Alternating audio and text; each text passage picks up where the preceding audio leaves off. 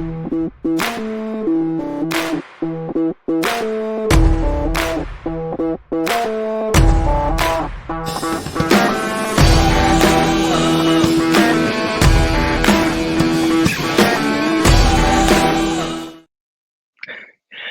and gentlemen, welcome to another episode of Live from the Blue Seats. It is producer JL coming at you hot and cold today with our good friend, the leader of the blog, and someone who told a joke right to me right before I started doing this and pressing the record button, Mr. Dave Shapiro. Dave, how the heck are you doing?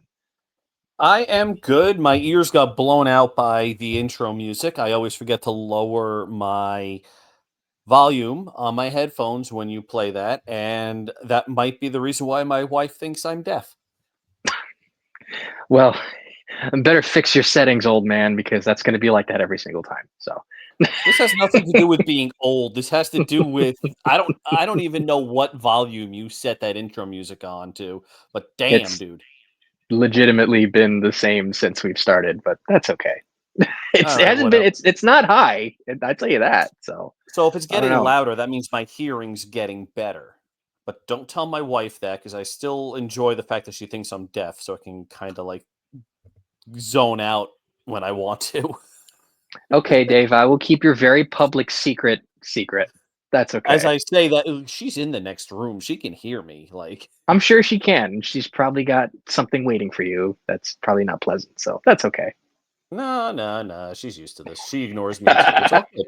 That's the sign of a happy marriage when you both ignore each other. But that's good though. But She just texted me saying she actually didn't hear what I said, well, good. which Okay is then. Well, perfect for the maybe conversation it because takes two to I tango don't then. know if she's ignoring me and saying no, I didn't hear, just to like keep me going along, or if she actually didn't hear me. This is hilarious. This is great. Well, it takes two to tango, but I'm assuming you're just gonna have to watch your words regardless. But anyways, speaking of marriages, the Rangers. First of all, obviously, Married to Chris Drury. well, clearly, we'll get to that in a second. But so obviously, as I noted on the last podcast, there's been a lot of, expressed a lot of disappointment with the way this season has gone. And so, a couple of interesting developments that went out. Should we mention the thing? I figured I'd ask you here, maybe because it kind of We relates.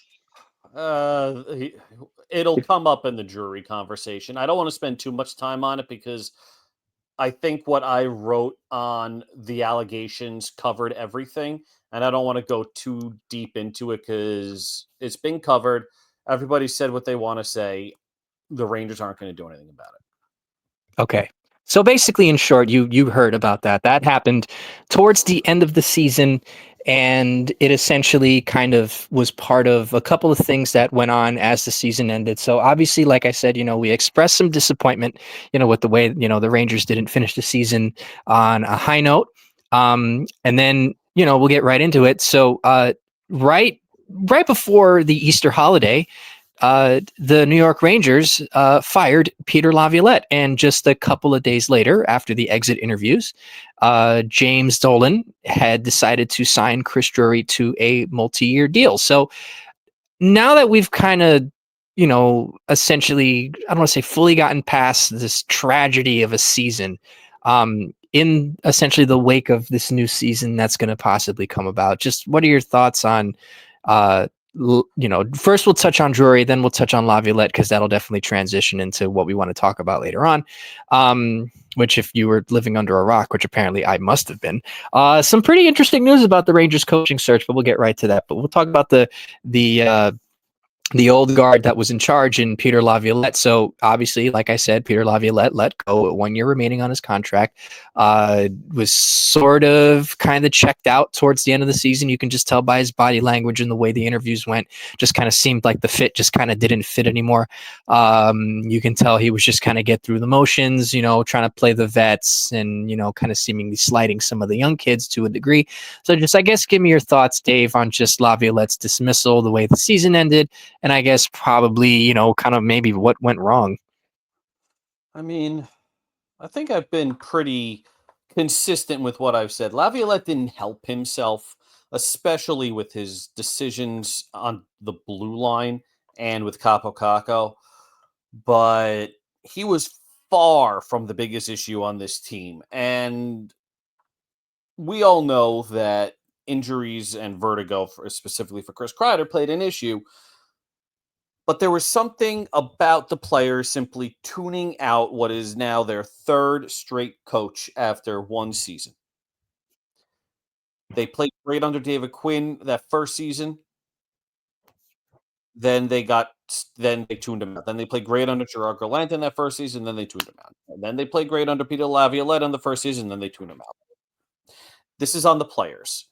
But we've established that for Laviolette, the turning point of the season for me happened 6 games in. And that was, again, shoehorning Ryan Lindgren back into the top-pair defenseman role with Adam Fox when A, he showed last season he couldn't do it. B, he excuse me, he wasn't even fully healthy. And his jaw was still wired shut.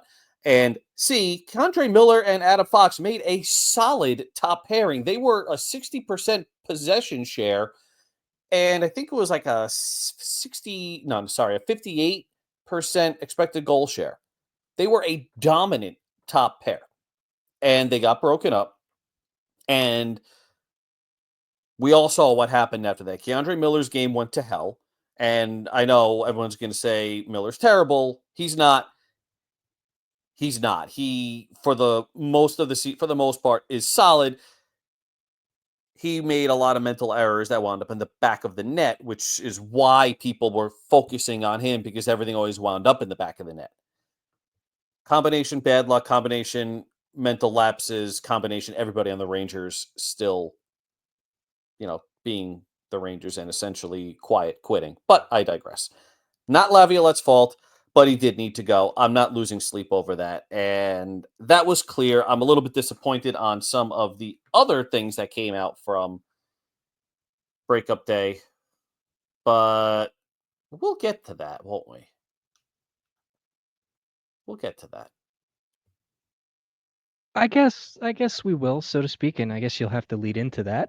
But yeah, no, just with Laviolette, I definitely I do agree. It just kind of seemed as if there's something kind of happened between the start of the season and then obviously with all the drama that went out, with Drury and with Laviolette. It just kind of seemed like there was just this huge disconnect amongst everyone, management, players, and all that.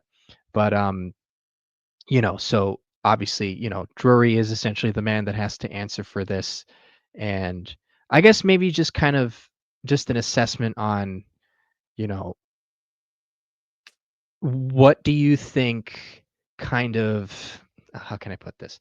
What do you think the reasoning was that it kind of just happened this way with both Laviolette and Drury? Like, I mean, I know you mentioned a couple things with, some of the players and the 6 games in or whatever, but like, what do you think was kind of the cause of all this? Was it just Laviolette not giving a damn? Was it a little bit of Drury kind of shoehorning some things in, or really could it just been the players just really not caring anymore? At some point, you got to read the room. The players stopped caring. But again, this is their third coach they've done this to, and 2 of them at least wanted them to play aggressively, and they did for one season, and they basically said, "Screw this, we don't want to do this anymore." And I think now Drury is starting to realize that the core is the problem, and they can say everything they want. The players can say anything they want. We can look at injuries, Adam Fox's knee, Kreider's vertigo and back issues, Zibanejad, and whatever his mental health issues were at the beginning of the season. Nothing confirmed on that, but you can read between the lines of what he's saying, plus his social media posts, or his wife's social media posts, I should say. Thank you, Hope, for doing the detective work there. They can say all that, but this is the third time it's happened. Fool me once, shame on you. Fool me twice, shame on me. I don't know what the third part of that phrase is. Fool me 3 times, get the fuck off my team. I don't know. I got nothing. But I just talked myself into a corner with that because I have no way to come out of that. Anyway, on to Drury, because I think we've talked Laviolette and the players to death over the season. Yes. Drury's extension disappointed me because he has been throwing the proverbial shit at a wall and seeing what sticks. And so far, very little has stuck.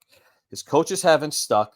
He's in a vacuum made mostly good trades if you ignore his first offseason when he dug himself into the biggest hole I've ever seen. And then you have the Panarin allegations, which you know he was a part of. And you announce I think it was a 5-year extension. What was it the day after Laviolette got fired and less than a Yep. week after the Panarin allegations come out? The Mm-hmm. optics of that are awful.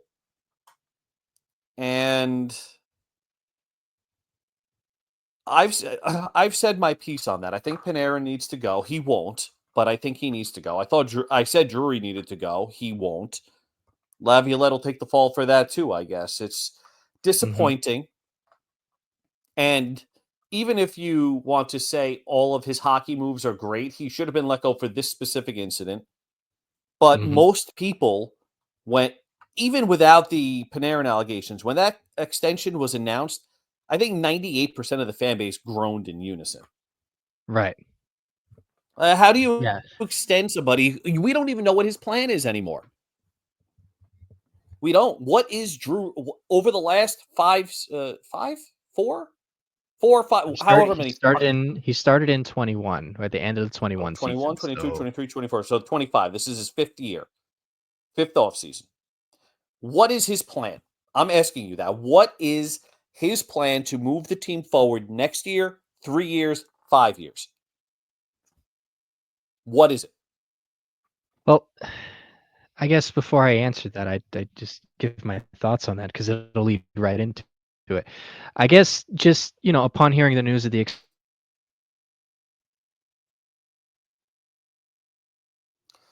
So JL's having technical issues. I have no idea what just happened to his mic.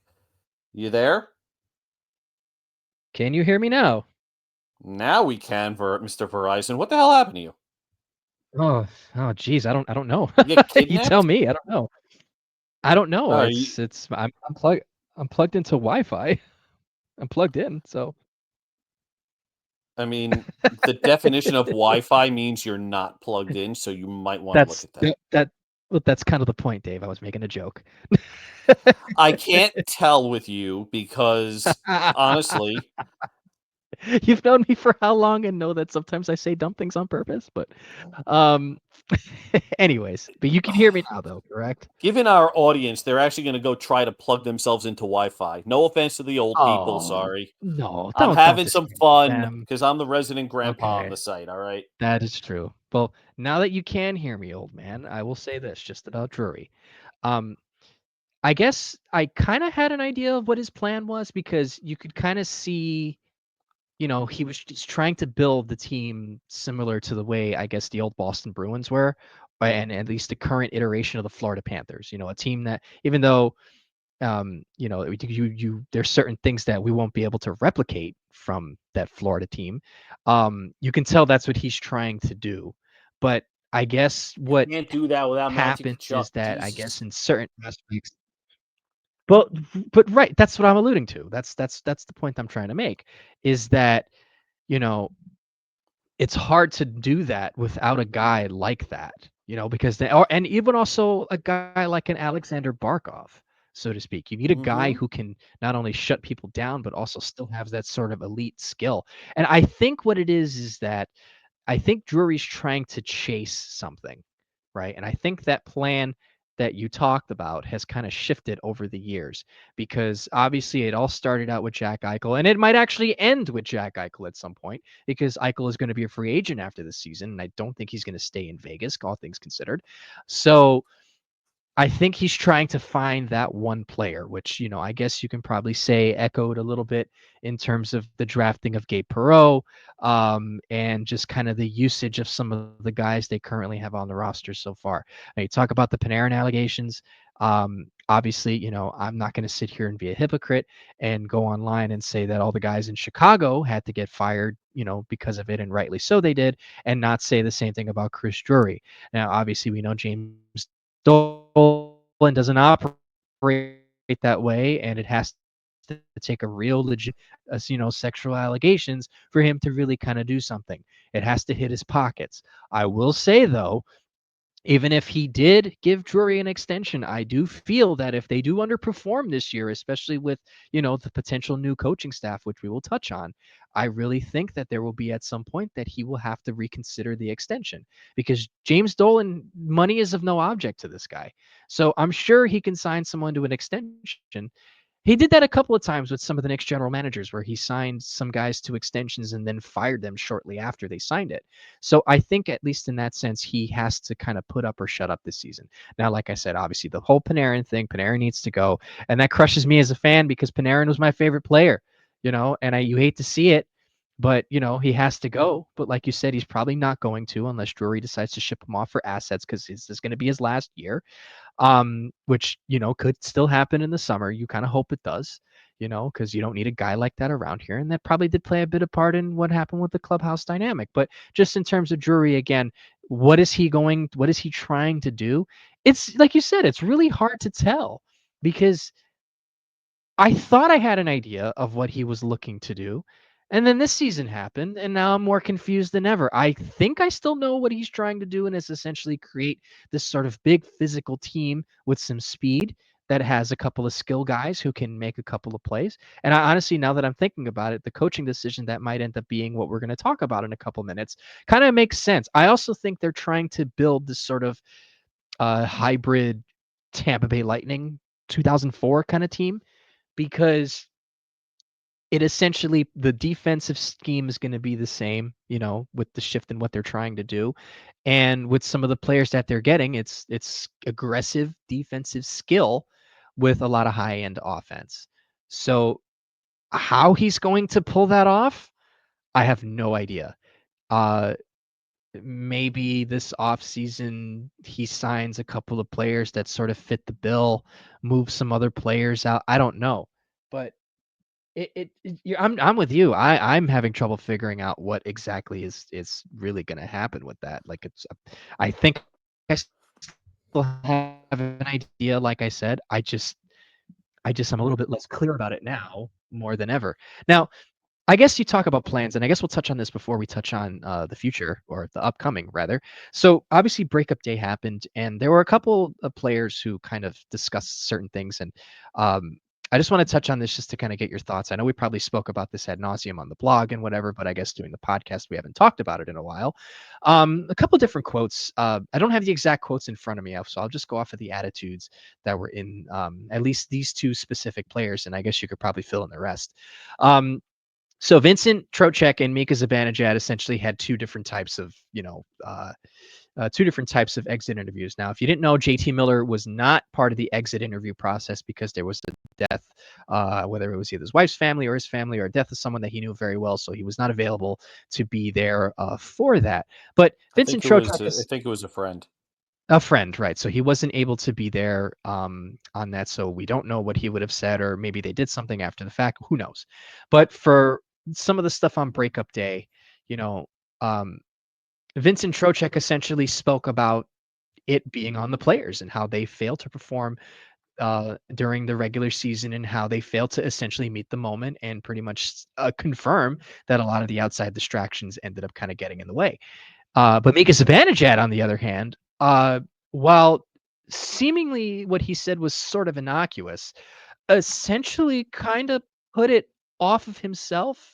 And maybe I'm reading it the wrong way because he did acknowledge that they did underperform, but there was a very heavy criticism, at least on the general manager, that he kind of has to let the team know what's going on. So I guess just your thoughts, and maybe you can add some other thoughts of some other players that spoke on breakup day as well.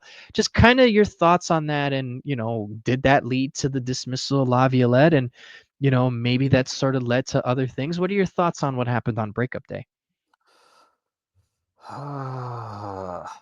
Zibanejad. Let me just be clear about what I said before. With what Zibanejad said about not his toughest season, mentally, he said mentally his toughest season. In the beginning of the year, the beginning of the season, And this was all something that Hope pointed out, because I am not on I don't follow any players on social media. I don't follow their wives. That's just not, I don't have enough time for that. Yeah. Is very dialed into all of this. And it's great, because this is something that, unless you were able to connect the dots, you would have missed.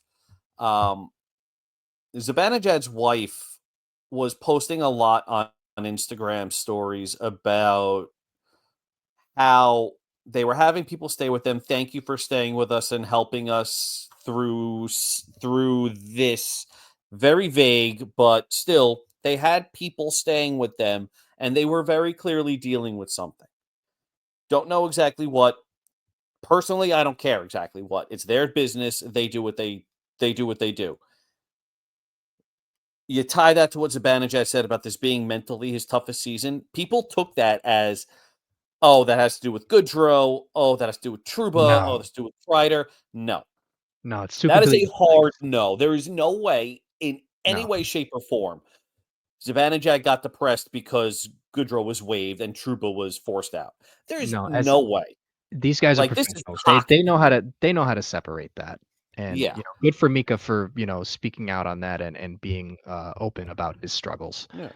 So, aside from that, you take that mental health aspect out of the equation and you focus on the other piece, which was communication.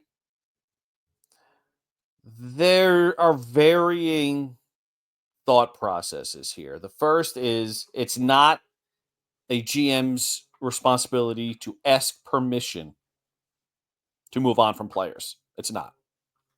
I don't think anybody would disagree there.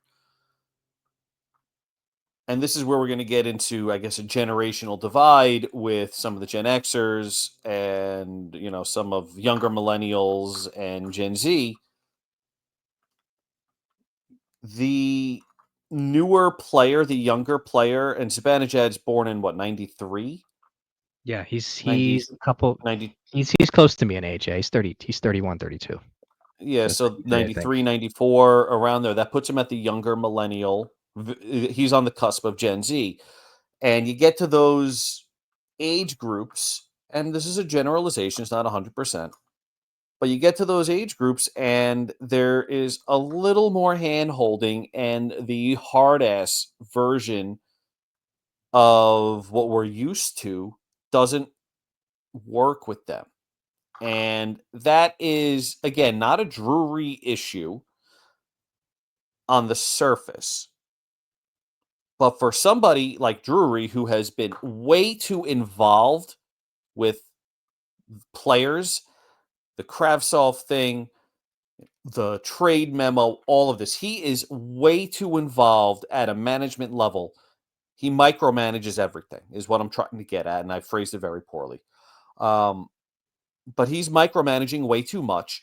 And if he's micromanaging the bad, which is, blowing up a Kravtsov publicly, basically throwing the team under a bus with the trade memo, throwing Trouba under a bus with all the leaks that he forced out in the summer, things like that, then you have to micromanage with the good, which is, hey, just so you guys know, I had to do this with Goodrow because we needed the money, we needed the cap space to sign XYZ free agent, RFAs, whatever. We had to do it to free up the money to give Igor his extension.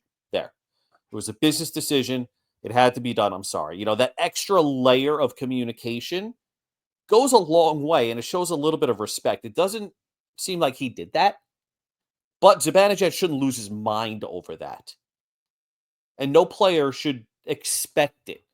It's nice to have, and the younger generations probably do need that a little bit more often.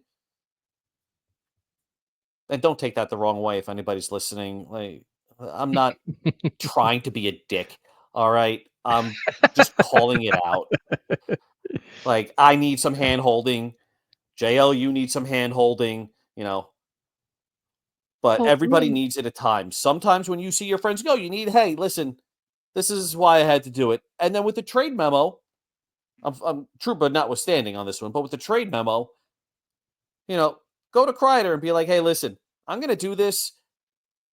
Let's try to team up and use it as motivation. Unite against me. Pull a Herb Brooks, pull a Mike Keenan, unite against me. Right. And use that to bring everybody together. Which is, which I was not hoping a terrible would be the plan, not case. the best plan, but not a terrible plan. And No, but he never it's had that worked conversation, and it before. backfired. Right. But that strategy has worked before. I think it just, touching on the sort, because I guess you could consider me a quote unquote younger millennial, because me and Zibanejad were born the same year. Although I might be a little bit more old school in how I see certain things. Not that I'm like a dinosaur or anything like that, but I get it. You want to, especially if you've been with a team for an extended period of time, which Mika has, you expect some kind of courtesy, right?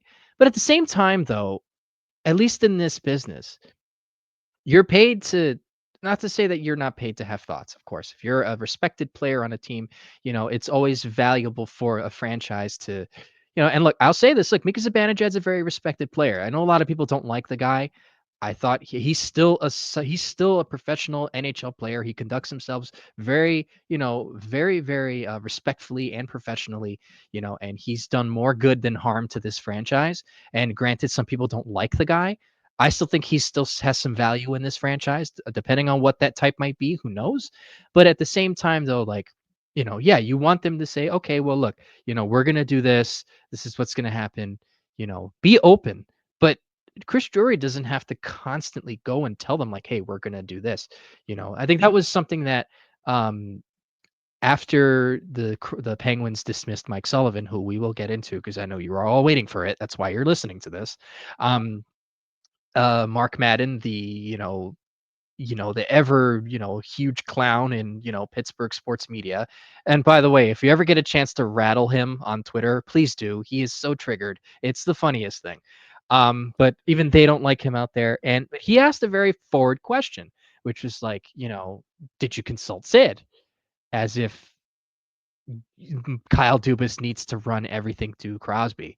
And the way Dubas answered it, I liked what he did. He said he talked to Sid about it and just made sure that he knew what was going on. That's essentially what I took from that. Chris Drury could do the same thing, just not to the level that Mika wants to do it. I wouldn't expect the GM to, or at least my boss, to be on me all the time, because you want them to be able to trust you that you can do your job. Okay. There's difference between being transparent and micromanaging. And I think that maybe Mika either doesn't understand that or is maybe looking for something different in that regard. But I don't think that they need to be clued into every move. You could talk about it, maybe ask what maybe they could try and do to help in certain ways, maybe get his input on certain things to maybe, improve the club. But he doesn't have to be in the boardroom. There's a reason why there's a hierarchical structure of things, hierarchy of needs, I guess you can say. There's just, that's the reason why things are put in place, you know. Um, so me being, I guess, considered a younger millennial, I think that there has to be a line at some point.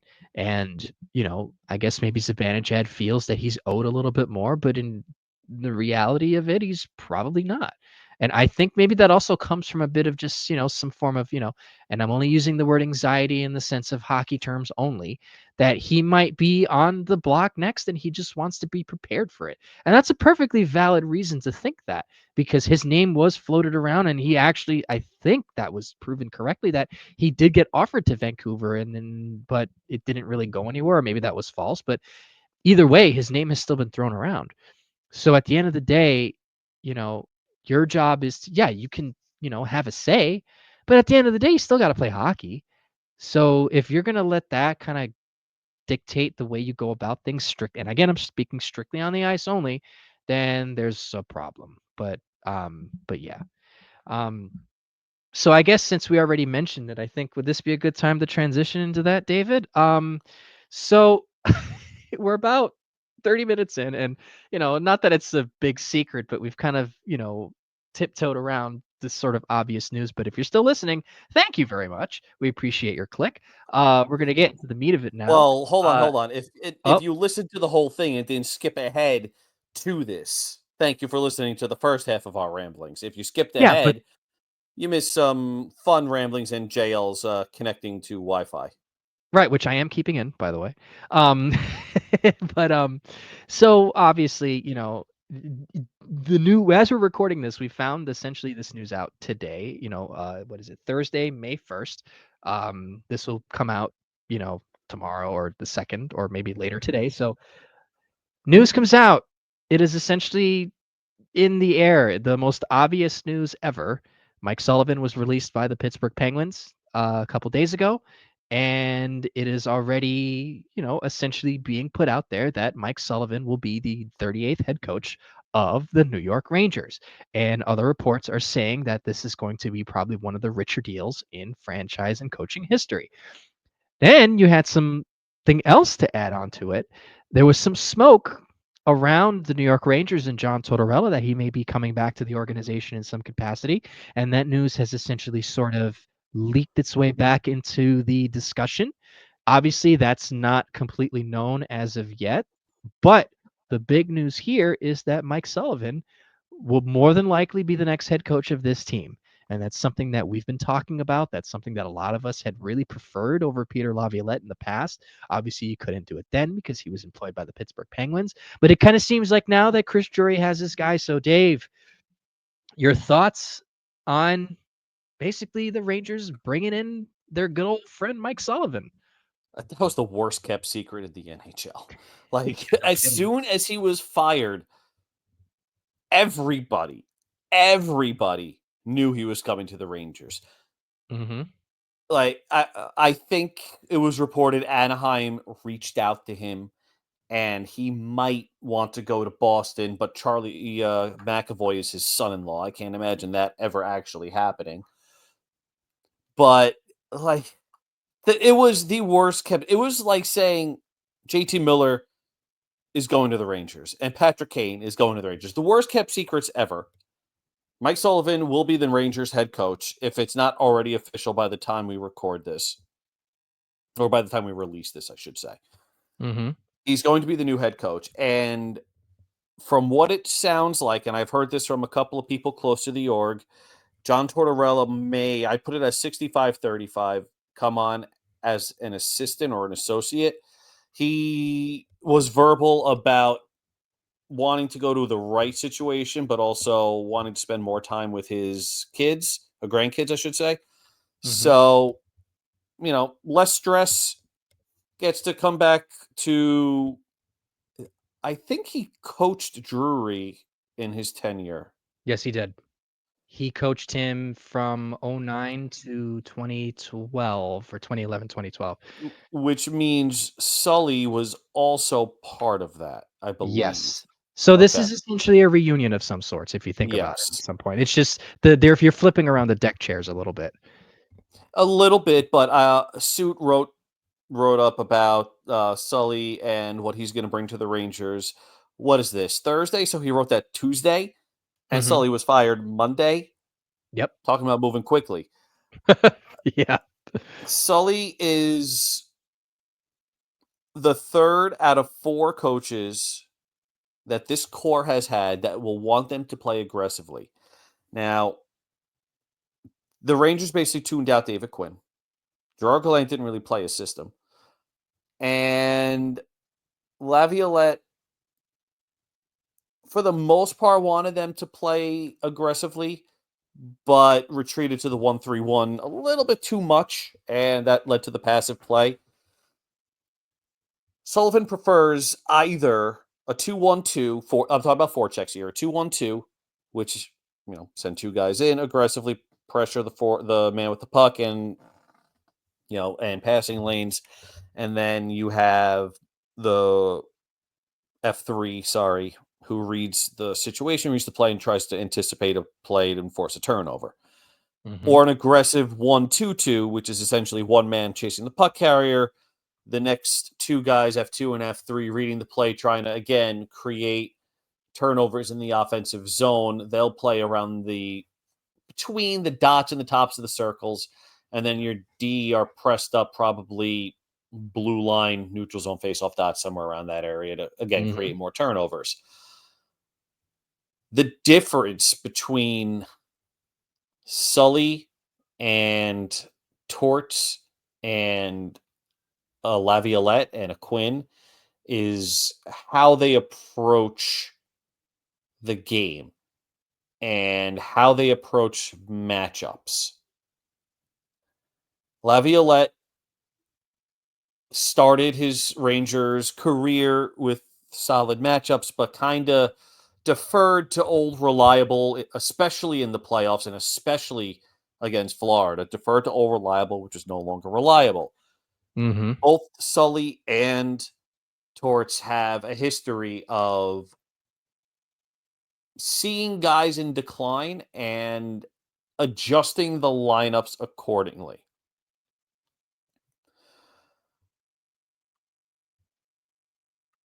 I had an example and then I totally blanked. That's on me. Sorry about that. I had a Well, great I get. example. Oh, there it is. Jeff Carter. Thank you. Oh, I was Jeff going to say Carter. Patrick Marleau. Patrick Marleau could be another one that you can use there too, probably to a degree. Marlowe. He But did play Marlowe for the wasn't Penguins. under Sully or Torts, right? No, he was under Sully, if I'm correct. Yeah, I would assume so. Hold on. Hold on. Where did Marlowe? Okay, you know what? We'll talk about Patrick Marlowe on another podcast because I am losing my mind right now. Jeff Carter, known as a scorer, known as a top 6 guy, was actually moved back in the lineup and extended his career. Sully extended Carter's career by at least 3 seasons by simply moving him back in the lineup and changing his matchups. That's the other aspect of this, is changing who he was going out against. And that is a critical piece, assuming the Rangers can't move Mika Zibanejad's contract, and I think it's a strong assumption they can't. Getting the most out of Zibanejad, either as a winger staple to JT Miller's side, which is fine, or as a sheltered third-line scoring center with insert wingers here. Will Cooley, Brett Berard, there are options there. But you bring him back, you shelter him, and you leave those top matchups, those shutdown matchups that Zibanejad was getting for some unknown reason. Mm-hmm. You give those to the fourth line, which has been a solid line, or you give them to JT Miller, who honestly should be getting tougher matchups. He's a solid two-way guy. He can get those matchups, still put up 100 points, or 90 points, I should say, even if he's playing with Artemi Panarin. The best defense is a good offense, and if you get puck possession, play-driving guys like Miller and Panarin against top-line guys and just pin them in the offensive zone, or Panarin and Miller just play the entire shift in the offensive zone, guess what? You've eliminated a top line from scoring against you. Mm-hmm. And Absolutely. I know I'm phrasing this poorly because I am exhausted, but that's what Sully brings, is that on-ice adjustment, those tactical adjustments, and the willingness to bring youth up in the lineup. A Gabe Perreault, a Will Cooley. If Brennan Othman is still with the team, a Brennan Othman. If Brett Berard is still with the team, Brett Berard, Alexis Lafreniere. And making it simple enough that somebody like Keandre Miller doesn't have those "what the hell are you doing" moments that wind up in the back of his net. Now, that doesn't mean Sully's going to automatically bring this team to the promised land. They still need a top 4 left defenseman, at the very least, preferably a top pair left defenseman. They still need another center. They still need to figure out what they're doing with Kreider, Panarin, and Zibanejad, because I think they're only trading one of them, but I wouldn't be shocked if 2 of them are gone. And the work still needs to be done. Sully does have a history of developing youth. Gensel is obviously the big one, but you're looking at Dumoulin, who might come on as a free agent. There's some similarities there. Brian Rust was there. All of these wingers that just showed up randomly on Crosby's side and turned into stars. Yeah, a lot of that is Crosby, but a lot of that is coaching and getting them into that spot to show that they can not only survive but excel. Connor Sheary's Right. another one. Mm-hmm. Like, these guys came out of Danton absolutely Heinen. nowhere. Danton Heinen, Sam another one. Lafferty. Mm-hmm. Like, there's a lot there. And people are looking at the negatives. Oh, he never developed a player. We just proved that was wrong. Oh, he hasn't won a cup since, well, when Sully won a cup somewhere. 16 and 17. Pittsburgh, right? Yep. Thank you. He's only won a cup with Pittsburgh, and there's never been a coach to go from one team to another and win a cup there too. Do you guys realize how hard it is to win a Stanley Cup? Just generally. It's just like, if you have at best a 1 in 32 shot. Mathematically speaking, you have a 1 in 32 shot. Now, if you want to say, oh, but once you get into the playoffs, yeah, you have to get into playoffs, then it's 1 in 16. Like, it's not easy to win one cup, let alone two with the same team, let alone another cup with a different team. It is, how many players do we know retire without a cup? Coaches retire without a cup. That's a dumb argument to me. Patrick Marleau. Henrik Lundqvist. Henrik Lundqvist. I avoided that, but yeah, that's true. I guess just to kind of touch on that, also just to confirm, Patrick Marleau did play under Mike Sullivan in 2019, 2020. This was right before Marleau went to Pittsburgh? Yes, Marleau went to Pittsburgh. Didn't he go to, I thought he went to Toronto. He did, but then he went to Pittsburgh right after that. Where the hell was I? Geez, I don't know, Dave. You tell me. But he was a Penguin. I remember it vividly because I did have very distinct memory of, I want to say, Patrick Marleau scoring a goal against the Rangers in that yellow gold uniform they had. But just, I guess, just to touch on Sully. And I think personally, just to kind of fill out the coaching staff, I think it's going to be Tortorella, or rather Sullivan as head coach. Tortorella, like you said, could probably, looks like he might be coming back. And then I guess you fill out the rest with, Dan Muse, Mike Pekka, and Jeff Malcolm, which, I know that was mentioned in the chat, but I mean, I'm wholeheartedly on board with that because I still think a solid coaching staff. No, it really is. And I don't want anyone I guess I've kind of been a Dan Muse guy ever since I saw some stuff about him. I think it was either Connell, Suit, or Will Wright kind of pointed it out that this guy is kind of a genius, which I also think Dan Muse is a big part of bringing in Gabe Perreault. I think Dan Muse is sort of like, I don't want to say a secret weapon, but something that I think could benefit the Rangers a lot. And from what I can recall and what was said in the chat, that he was basically the big reason why the penalty kill was so good. So I wouldn't have a problem having somebody like that back on the roster and maybe, looking to probably help in other aspects. And then, Michael Pekka seems like he's kind of a good guy to have, former player, very high skilled kind of guy, definitely did play a part in face-offs. They've gotten a lot better at that. He was phenomenal in his career with that, but also too, just kind of being that high end skill guy, even though it's up to Lafreniere to essentially sort of, kind of put it into motion. But you can definitely tell there was a bit of a, uptick with having a guy like Pekka on the roster and, my Lafreniere's success. In terms of Sully, one of the things I remember about Sully the most was how tactical he was. And you mentioned that, obviously, especially during that first round series in 22. Listen, the Penguins should have beat the brakes off of us that series.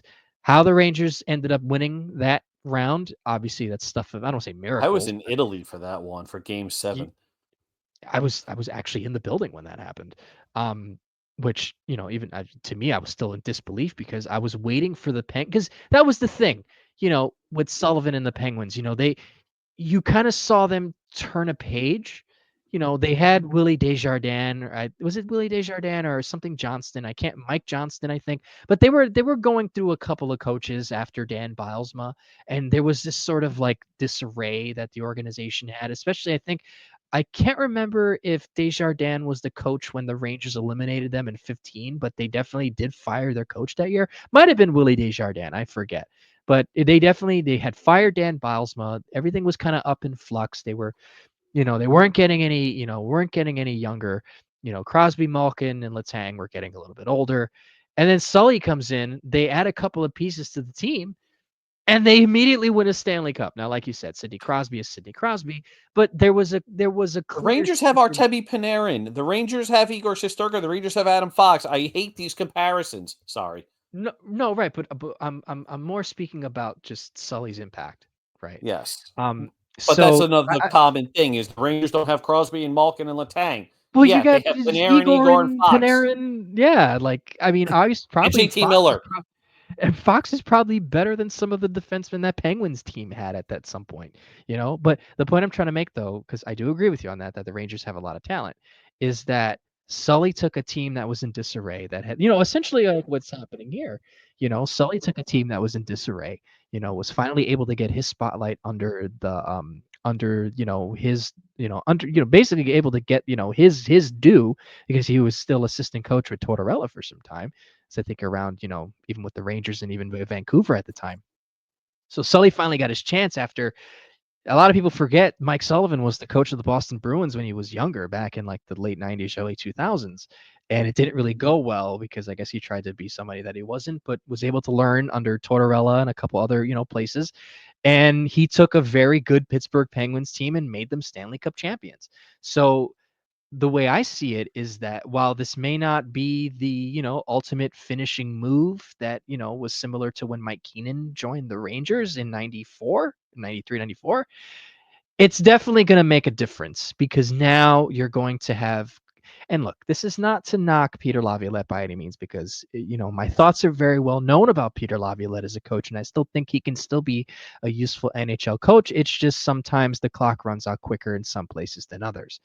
So with Laviolette, he probably wasn't as commanding of the room as a guy like a Tortorella or a Sullivan could be. And I think with Sully coming in, having learned a lot under Tortorella, especially, with, the Four Nations and all that, I think now they're going to have a guy who can, because if you think about it, you're going to have to make a lot of drastic changes. And I don't see that happening right away. So maybe Kreider gets dealt 1 year and then Zibanejad gets dealt another, whether it's now or in the future. There's going to be a lot of turnover within the next 3 years. A lot of opportunities are going to open up. They need somebody to kind of command the room. The clubhouse does not do it itself. There's very few instances where you can have a team that polices itself, and that the coach doesn't have an impact on. There's very few, unless you have like really wily veterans that are on the team that can command a room like that. This current iteration of the Rangers are not like that. And I think they need a guy like a Mike Sullivan to essentially whip them into shape because not only is he a Stanley Cup winner, but like you mentioned before, he tends to have a better grasp on the current game, but still kind of adds a little bit more of that old school feel to it. Peter Laviolette began to show his cracks in the sense that he really was going back to all reliable, and obviously that kind of happens when you lose, and maybe some external factors kind of played into that. But I don't think I don't think that would happen with a guy like Sully and even a guy like Torts. I think that at least just those two alone in a locker room will really get those guys to play. And the reason why I say that too is, you know, people talk one of the best ways you can kind of gauge how sort of coaches are kind of perceived is obviously the way the players talk about them. So I did some looking around on some interviews, and obviously a little bit more than were about Tortorella, but you listen to the way that players talk about Mike Sullivan and about John Tortorella, and yeah, they can be hard on the players, but at the end of the day, they care. And not only do they care, but they want what's best, and I think that sort of edge was missing with Laviolette, and it's a shame because he did show a lot of that in his first year. But again, sometimes the clock runs out a bit quicker than others, but I think really this could really help. Like, you mentioned Keandre Miller, you mentioned Mika Zibanejad, utilize what's there and try to get the best out of what you have. And I think Laviolette kind of stepped away from that. And I think now with Drury having his guy and, kind of, I don't want to use the word synergy, but just kind of being well connected now with this is my guy. Because if you think about it, Peter Laviolette and Gerard Gallant weren't really Drury's guys. That's not a Drury coach. I think a Drury coach would be like a John Cooper, like a John Tortorella, and obviously Mike Sullivan, which is going to happen. It's been a couple years, and he's finally been able to circle around to it. Now, obviously, things would probably be a bit different if Pittsburgh was in a total tire fire, but I guess maybe the cards fall where they lay for a reason. So I just think that now it's the time for and I guess maybe this will tie into talking about earlier about Drury's plan kind of coming into place. Maybe he didn't have the guys that he needed to kind of get to where he needed to be for the team. Who knows? But the clock's running out. You got to get it done now than before. But I think Sullivan fits what this current team needs in the sense that they got to have someone to light a fire under them. It's not someone who's not going to go into the locker room, not someone who's not going to go in and shake things up. No, you need a guy who is essentially a general. And maybe David Quinn should take a couple of notes because, he might actually have some sort of success and maybe listen to his old pal before he ends up, possibly taking that job in Pittsburgh. But I think it's going to be good for the Rangers. I think it's going to be good, honestly. And there's also no reason to be negative about this. I mean, it's very clear Drury wanted Sully from from when he got to the Rangers. He wanted Sullivan, 100%. and now he finally has his guy. I'm not saying Drury is somebody that should have been extended, all things considered, because we covered that. But why be negative about something like this? The Rangers basically failed upwards.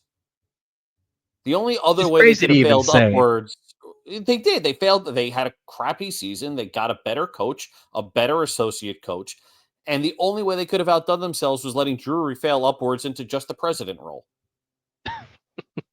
I think that might have actually helped, though, if that were the case. Yeah, all of that would have helped. And yeah, I've been very hard on Drury since he got to the Rangers got to the GM role of the Rangers because of the rumors about how he got there. The first offseason was brutal, and he's been trying to recover since then. And his utterly terrible people management and micromanagement. He has some very clear weaknesses, but what are you going to do? Be negative about this team? Like, we all want them to win. Who gives a shit if they win? If they win and they didn't do it your way, are you going to be upset about that? If you are, go touch grass. Seriously, go outside. No, you're breathe right. some air while you still can. Go sit in a rocking chair on your front lawn and yell at the teenagers. I don't know. Do something. Whatever makes you happy, do it. But get off of the internet, basically, is what I'm telling you. If you're going to be upset if the Rangers win with Sully and Torts on the coaching staff, like, go outside or something. I mean, if you think about it, I think that's what, like I said, that's what this team needs. Like this is the thing. They do, and this is the thing about the Rangers that I've always said is that this team is too good. There's so much talent on this team. And that's another thing that I have to remind people about. You have to remember that we're kind of lucky if you think about it. Look at our depth. Look at even just some of the people who we think are quote unquote terrible, in reality would probably be high-end players on other teams. Like you really think that DeAndre Miller for starters. I am going to beat that to death this offseason. You're absolutely right. And look, I'm very critical of Keandre, but I know what we have in that. Now, I probably get ahead of myself sometimes and say that we could probably trade him for something, but it would probably only really need to be for somebody that could probably do some things of the same or similar. But if you can get that skill set out of Keandre Miller, it's an easy win. You pair him with Adam Fox, that's your first D pair. And I think personally, I think Sully actually makes that better for him because it seems like when you just watch and when you watch Keandre play on the ice, it's like he gets it because he's not stupid. He's a very smart player, especially when he has the puck. It's just there's somewhat of an issue when he doesn't have the puck. And granted, a lot of the issues have seemed to be recurring, and we'll get a pretty good sense of the type of player that he is if he can't thrive in a coach that could essentially really tailor to his sort of skill set, because that's what they're both really good at, Torts and Sullivan. So there's one. But then also it benefits Adam Fox, it benefits Mika Zibanejad, it benefits JT Miller. Heck, it even, if he's still here, it benefits Artemi Panarin, and that's what you want. It even benefits guys like Berard, it benefits guys like Perot, because if they're catering the decisions, and ultimately that's what you want in a coach. That's something that John Cooper does. It's something that Jared Bednar has done. Any good coach that has won the Stanley Cup has been able to successfully utilize the skill set of his players properly. It's what John Tortorella did in the 2004 Stanley Cup final. That's what I see this team trying to be, is you got a lot of high-end skill with some really strong defense. Granted, the offensive side of it might be a little bit stifled, but that's what the creative part of the offense comes out from. And I guess, and I'll just add this too. I feel like one of the reasons why people are negative when it's Sullivan and Torts is because, obviously they were both on the staff, obviously with the chairs rearranged, with Tortorella being the head coach and Sullivan being the assistant coach. You had a team that was very defensive and didn't score a lot. But you also have to remember the personnel that they were working with at the time. You know, Tortorella did not have Martin St. Louis or Vinny Lecavalier on the team. And it's not to say that any of those guys on the Rangers at the time were terrible, but they weren't the high-end guys. The only one you could probably say that would be considered a high-end skill guy was Marian Gaborik, and he apparently got ran out of town. You know, Rick Nash was by the time he got here was not the guy he was in Columbus. Derek Stepan is not Vincent Lecavalier. Derek Brassard was not Vincent Lecavalier. They weren't Martin St. Louis. So now that you've got that sort of, I guess, stronger defensive emphasis with Sullivan and Tortorella, which, one is more true than the other at this point, but, where there's smoke, there's fire. I really think that with such high-end skill this team possesses, I really think that they can really make a statement, even if they just add minimally, as crazy as that sounds. If they just go patch up a couple things, maybe trade one of the wingers. I still think they're going to sign Sam Bennett somehow. That's another conversation for another day. But if they do that, I think they could make a run at it. But that's just me. Then again, I said this on the last podcast. I am the big optimist here. Everybody in the chat knows it. They think I'm crazy, but you know what? I don't care.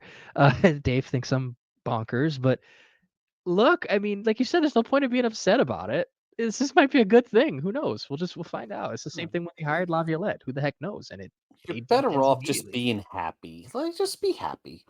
And Right. if you're happy being miserable, then be miserable. But stay the hell out of my feed. I don't care Right. for that. But also too, it's like there's a difference between being blindly happy and being critical, but content. You can be critical, but you got it. You it's hard to just automatically make a sort of determination off of something that really hasn't really materialized fully. You know what I mean? So, Yep. but anyways, so yeah, so I guess the cat's out of the bag. So we'll find out more in the coming days on what's going to happen with this team. Obviously, the Stanley Cup playoffs are still going on, so player moves might not be the big thing currently, but we'll definitely get more of a better sense of what the organization would look like, at least behind the bench, and maybe some trickling things will come out here and there towards the end of the playoffs, going towards the draft. But I think that's pretty much it, David. Is there anything else you want to say before we sign off for the night? Just run with it, guys. Next year will be better than this year. Oh, exponentially. Are you kidding me? And I guess I'll say this before we sign off, just to kind of follow up on that. You have a full season with JT Miller. Some off-season moves may be made. You have a new coach coming in, and things definitely will be different. And I think we'll be just fine. Now, whether or not certain players should be here, depending on outside circumstances, we kind of set our piece on that. But it's pretty much out of our control at this point. If that certain player is still here, then there's nothing we can do about it, unfortunately. But we've definitely said our thoughts about that. But all in all, I think this team will be a lot better next year, and we might see some playoff hockey at MSG again, which I so desperately crave. Anyways, thank you very much for listening. Thank you very much for putting up with my nonsense, and especially Dave's nonsense. His nonsense is better than mine. Follow us on YouTube.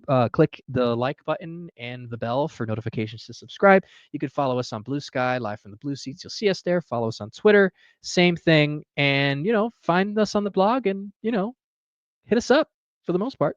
Anyways, we'll talk to you soon, and let's go Rangers.